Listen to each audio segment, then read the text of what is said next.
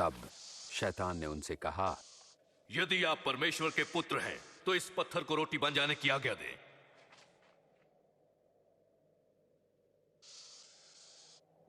ये लिखा है, मनुष्य केवल रोटी ही से नहीं पर परमेश्वर के हर वचन से जीवित रहेगा।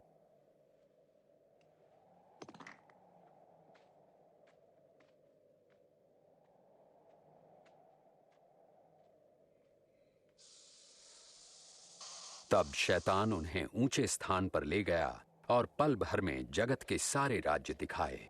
ये सब अधिकार और वैभव मैं आपको दूंगा। ये सब मुझे सौंपा गया है और जिसे मैं चाहूं उसे ये सब दे सकता हूं। यदि आप मुझे प्रणाम करें तो ये सब आपका हो जाएगा। यह भी लिखा है कि तुम प्रभु अपने परमेश्वर की उपासना करो और तुम केवल उन्हीं की सेवा करो।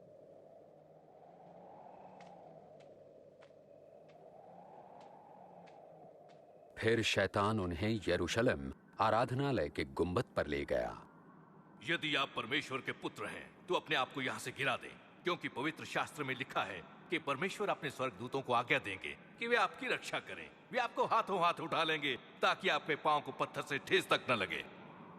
धर्मशास्त्र कहता है, तुम प्रभु अपने परमेश्वर की परीक्षा न करो।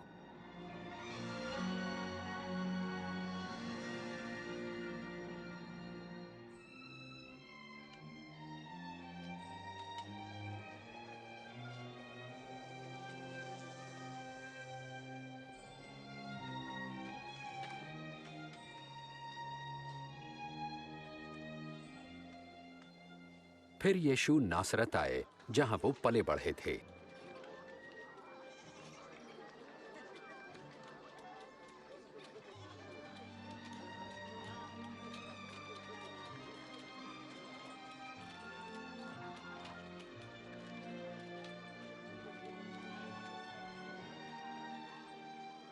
कैसी हो?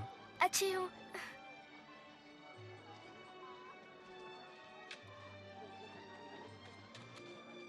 सब्बत यानी विश्राम के दिन नियमानुसार वे आराधनालय गए।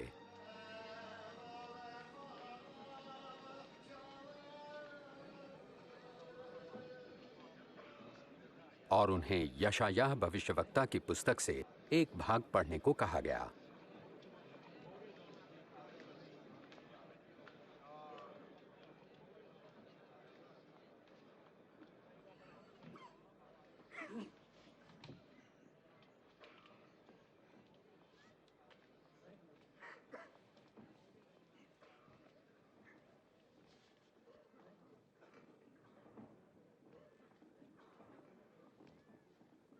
परमेश्वर का आत्मा मुझ पर है, क्योंकि उन्होंने मुझे दीनों को शुभ संदेश सुनाने के लिए चुना है।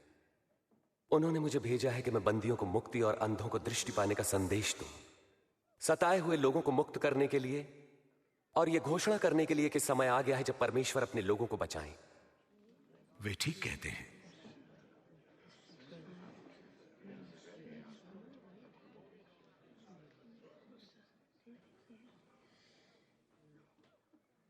आज धर्मशास्त्र का यह लिख पूरा हुआ जैसा तुमने अभी सुना।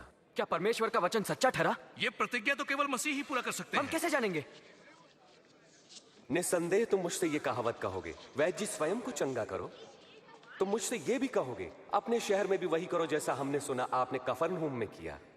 मैं तुमसे कहता हूं कि कोई भी भविष्यवक्ता अपने शहर में सम्मान नहीं पाता। इस प्रकार यीशु ने अपना परिचय परमेश्वर द्वारा अभिषिक्त संसार के उद्धारकर्ता के रूप में दिया, परंतु यहूदियों ने उन्हें मसीहा स्वीकार नहीं किया। उन्हें लोगों ने पहाड़ी से गिराना चाहा, परंतु वो भीड़ से निकलकर अपनी राह चले गए।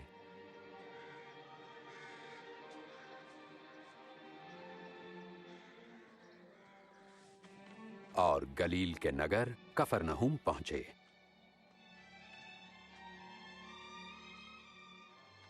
उस समय देश रोमी साम्राज्य के अधीन था और लोग उनके अत्याचार से छुटकारा पाने के लिए मसीहा की प्रतीक्षा में थे।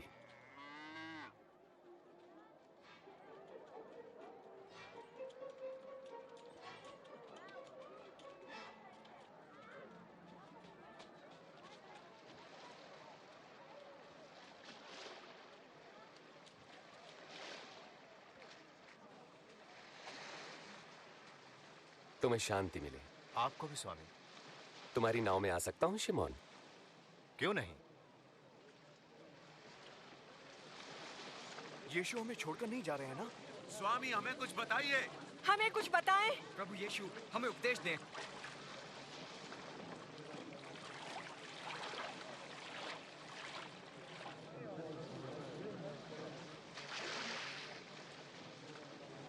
एक बार दो व्यक्ति प्रार्थना करने मंदिर गए।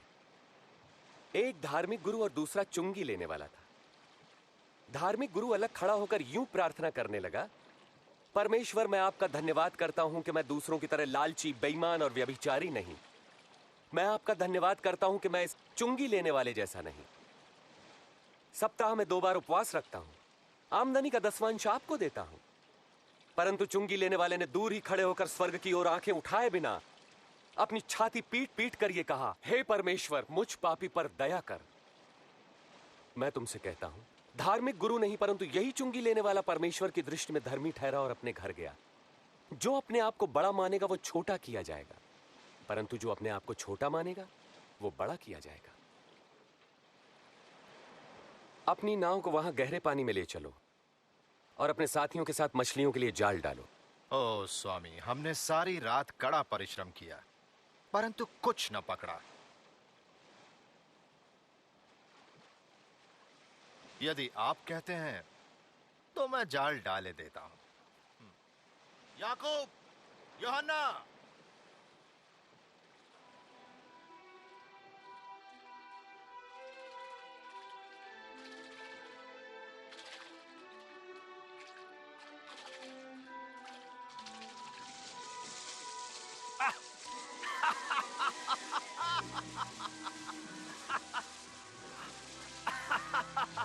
याकूब, यूहन्ना, अपनी नाव इधर ले आओ और हमारी सहायता करो, जल्दी।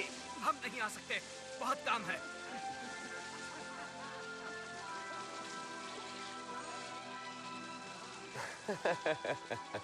बस काफी है। इतनी मछलियां बहुत हैं।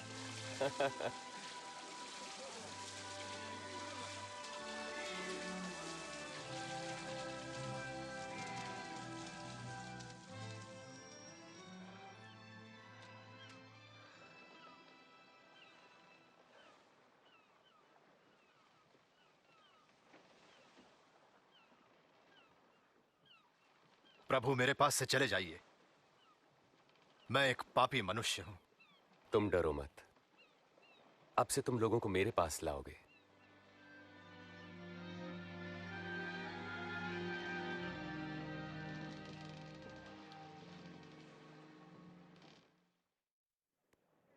मेरे पास आओ और मेरे वचन सुनो, मेरी मानो और तुम जीवन पाओगे। प्रभु को खोजो जब तक वो मिल सके, उन्हें पुकारो जबकि वो पास है।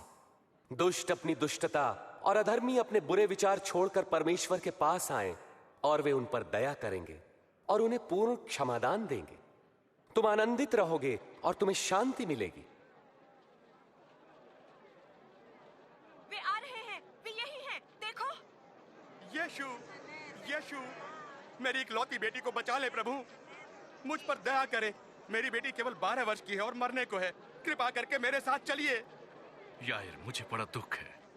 यीशु, तुम्हारी बेटी नहीं रही, इसलिए गुरु को कष्ट ना दे। डरो नहीं, विश्वास रखो, वो ठीक हो जाएगी।